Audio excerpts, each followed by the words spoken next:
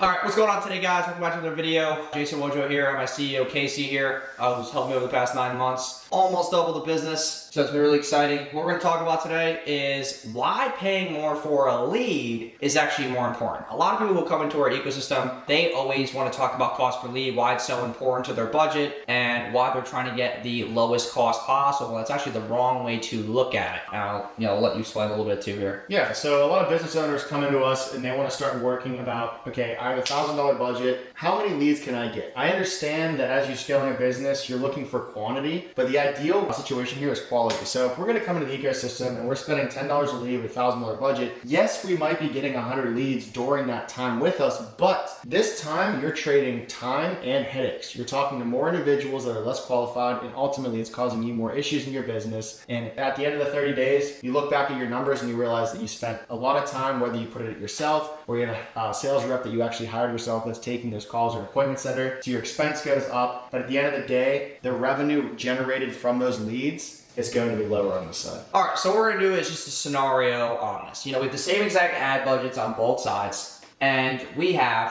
100 leads here, and since they're not crazy qualified, they might just be getting name, email, phone. I'm gonna say 20% of them are gonna book. So this is 20 bookings, and this is on your calendar. 20 leads here, they're 5 times more qualified. We're gonna say 15 are gonna book here. And you already see the difference. Yes, you like a big quantity of bookings, but I'd rather have 15 people who are better than 20 people just because it's bigger. Out of those 20, your show rate's gonna be 50%, so 10 of them are gonna show. Here you're gonna have a higher booking rate. So we should say, 70% will show. That's about 12 people, or 11 people are gonna show. So we'll say 11 are gonna show. We're already up on shows. Now, when they are lower quality leads, you're gonna have half of them being qualified. So 5 are qualified here. And here we could say that, another 75% of them are gonna be qualified. So we'll say that 8 are qualified. Now keep in mind, these numbers are close, but there's actually another piece of this, which is if there are 5 that are qualified here, because there's still less quality leads, your close rate will still be lower. So you'll be lucky to get 1 to close, right? Not really lucky, but you should be able to get 1 to close out of these 5.